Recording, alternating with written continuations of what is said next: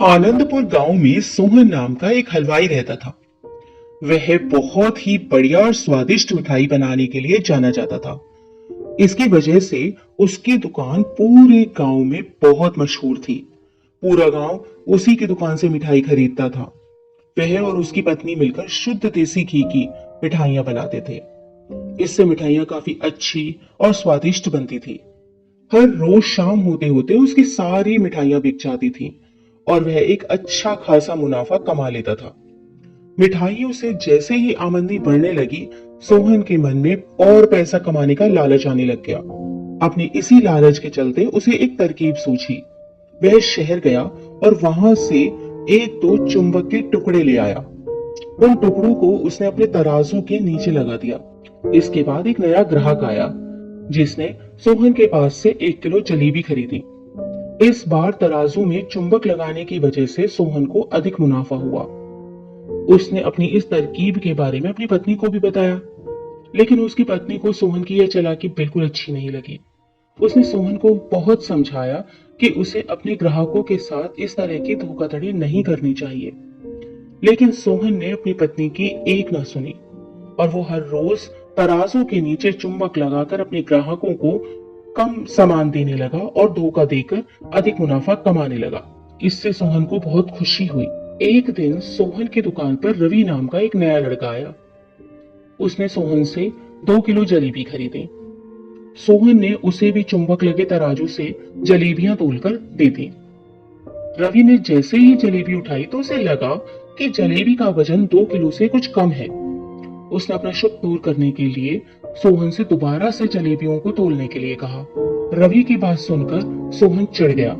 उसने कहा, मेरे पास इतना फालतू समय नहीं है कि बार बार तुम्हारी जलेबियों को तोलता रहूं। इतना कहकर उसने रवि को वहां से जाने के लिए कह दिया।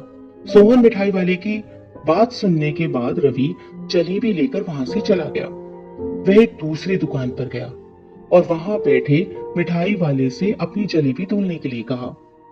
जब दूसरे दुकानदार ने उन जलेबियों को तोला तो जलेबी सिर्फ 1.5 किलो ही थी। अब उसका शक यकीन में बदल गया था। उसे पता चल गया था कि सोहन मिठाई वाले के तराजू में कुछ गड़बड़ है।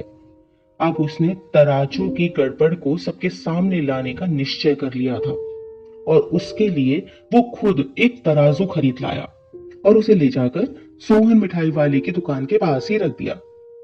फिर रवि अपने सभी गांव के लोगों को वहां पर इकट्ठा करने में लग गया। जैसे ही लोगों की थोड़ी भीड़ बढ़ने लगी तो उसने गांव के लोगों को कहा कि आज मैं आप सभी लोगों को एक जादू दिखाऊंगा। यह जादू देखने के लिए बस आप लोगों को सोहन मिठाई वाले से खरीदा गया सामान एक बार इस तराजू में तोलना होगा और आप देखेंगे कि कैसे सोहन मिठाई वाले के तराजू से तोली गई मिठाइयां इस दूसरे तराजू में आने पर अपने आप ही कम हो जाती हैं।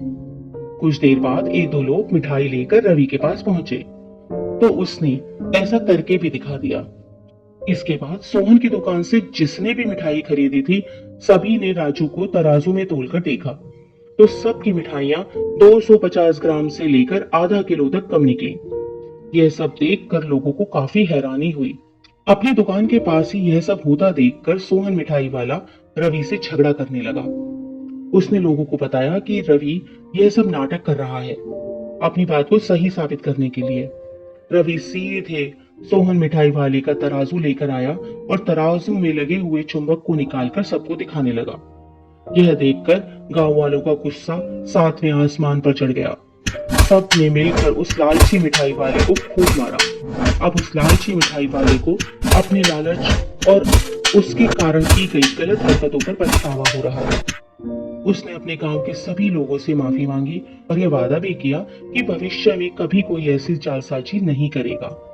सोहन की इस धोखाधड़ी से पूरा गांव नाराज था, इसलिए लोगों ने उसकी दुकान में जाना कम कर दिया था।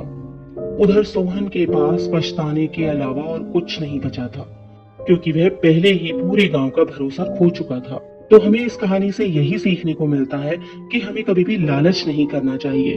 हमेशा ईमानदारी के साथ काम करने से ही इंसान का नाम होता है। लालच के चलते भले ही कुछ समय के लिए हमें ज्यादा फायदा हो जाए, लेकिन उससे इज्जत और आत्मसम्मान दोनों ही कम हो जाते हैं। इसीलिए हमें लालच बिल्कुल भी नहीं करनी चाहिए।